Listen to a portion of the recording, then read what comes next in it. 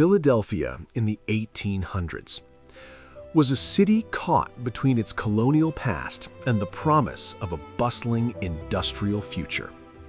By the early 1800s, the population had grown to over 80,000, making it one of the largest cities in the United States. Streets were crowded with horse-drawn carriages, merchants calling out their wares, and children playing along the cobblestones. In this video, I use modern AI tools to bring historic paintings, engravings, and prints to life.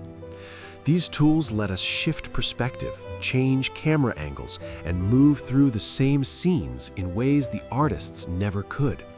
You can see the smoke curling from chimneys, hear the clatter of wagon wheels, and feel the pulse of daily life in a city over 2 centuries old. First, I want to talk about Independence Hall. This view shows Independence Hall, 1800. By the early 1800s, Independence Hall had long been a symbol of American freedom. The red brick facade dominates the foreground, with the white steeple rising against a cloudy winter sky.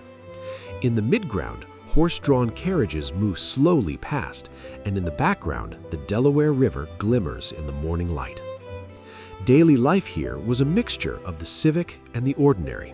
People gathered to watch town meetings, lawyers and clerks hurried to government offices, and street vendors sold pies and roasted chestnuts.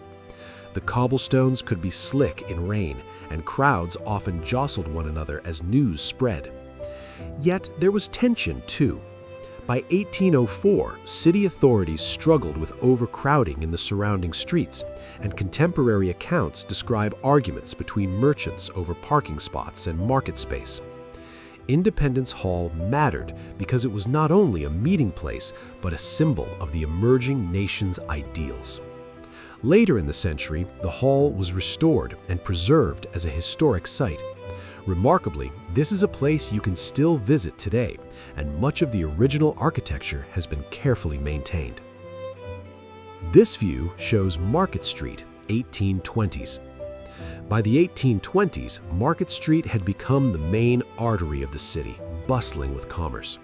The view stretches from Broad Street to the waterfront, filled with wooden shops and brick warehouses. Carriages, wagons, and pedestrians fill the foreground, while the skyline of new brick homes and early factories rises in the distance. The smells of fresh bread, salted fish, and horse manure mingled in the air. Women carried baskets of groceries, while children dashed between feet, playing tag and shouting. The street could be dangerous. Fires were a constant risk in the wooden buildings, and street brawls or theft were not uncommon.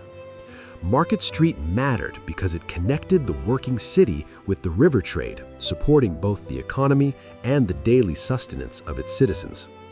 Later in the century, parts of Market Street were widened and modernized, becoming a major commercial thoroughfare that survives in essence as one of Philadelphia's central streets today.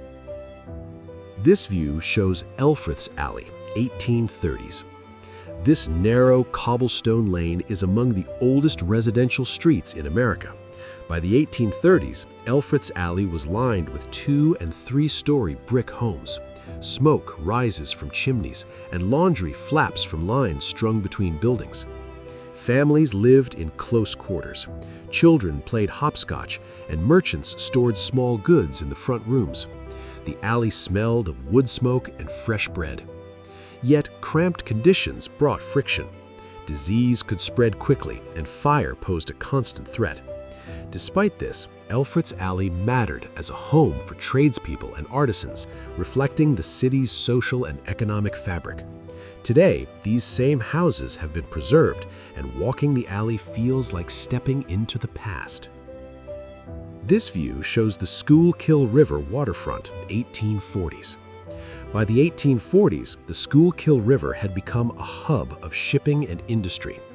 Wooden piers stretch into the water, dotted with small cargo boats. In the foreground, dock workers unload barrels and crates, shouting directions. In the midground, a small ferry carries passengers across the river, and in the background, early factories puff smoke into the sky.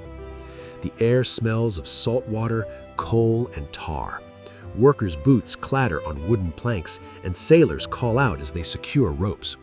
The waterfront was dangerous. Slips, accidents with cranes, and occasional fires were frequent. It mattered because the river allowed Philadelphia to connect with other Atlantic ports, fueling both trade and the industrial growth of the city.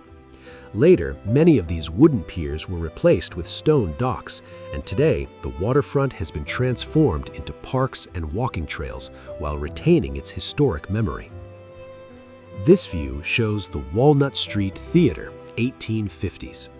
By the 1850s, Philadelphia's cultural life was flourishing. The Walnut Street Theater stands proudly, its ornate facade and large windows catching sunlight.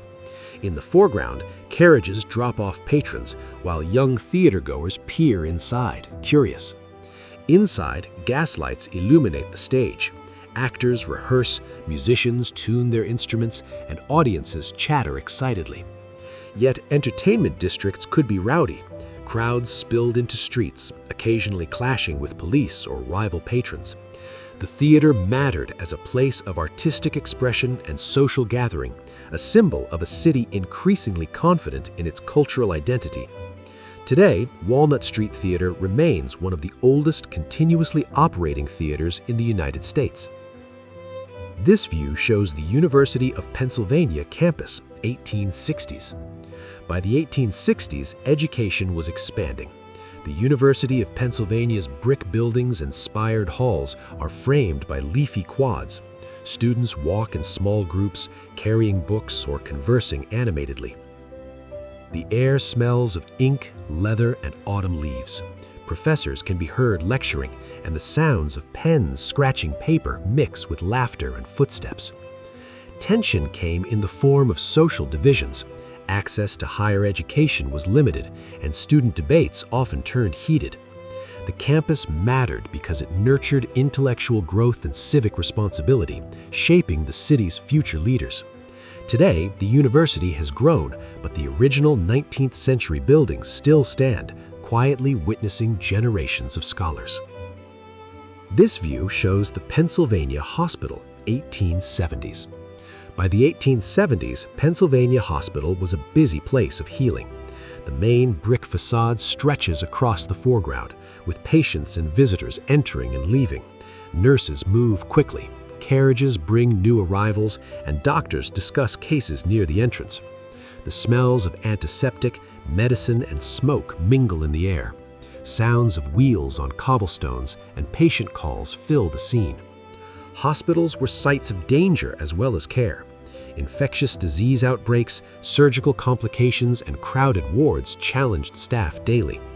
This hospital mattered as the first in the nation, pioneering medical practice and public health.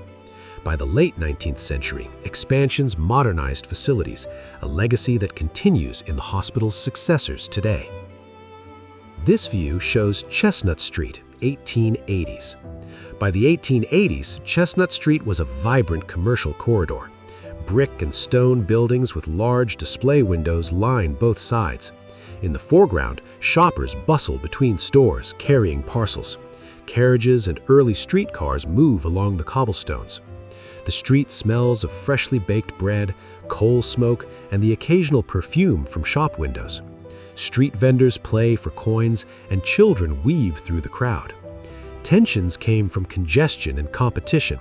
Street vendors often fought for space, and pickpockets were not uncommon. Chestnut Street mattered for trade, culture, and as a reflection of Philadelphia's growing prosperity.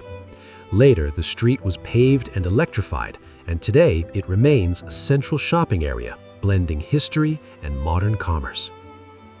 This view shows the City Hall construction site, 1890s. By the 1990s, the skyline of Philadelphia began to change dramatically. City Hall, a massive granite and marble structure, dominates the background, while scaffolding and cranes fill the foreground. Workers climb ladders, hammering and sawing as the building rises. The air is thick with dust, smoke, and the scent of wet stone. Sounds of hammering, shouting foremen, and moving wagons echo through the streets. Construction was risky, accidents were common, and the sheer scale of the project was a challenge for engineers. City Hall mattered as a symbol of civic pride and ambition. Later, the building would be completed in 1901, becoming one of the tallest masonry structures in the world. Today, it remains a central landmark, with the statue of William Penn atop, looking over the city. This view shows Fairmount Park, late 1800s.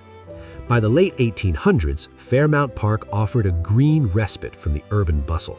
Rolling hills, tree-lined paths, and the Schuylkill River winding through the landscape create a peaceful scene. Families picnic on the grass, children row small boats, and dogs chase each other along the paths. The air smells of pine, river water, and freshly cut grass. Birds sing, and the occasional streetcar bell echoes in the distance. Tensions were minimal here, though the maintenance of public spaces required city funds and labor. The park mattered as a space for recreation and civic health, reflecting the growing value placed on public leisure. Today, Fairmount Park remains one of the largest urban park systems in the country, preserving its 19th century charm.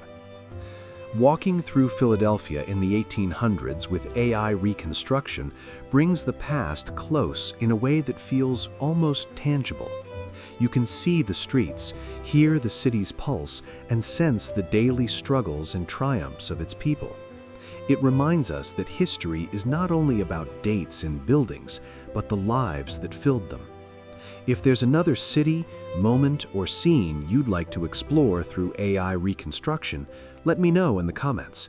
Again, thank you so much.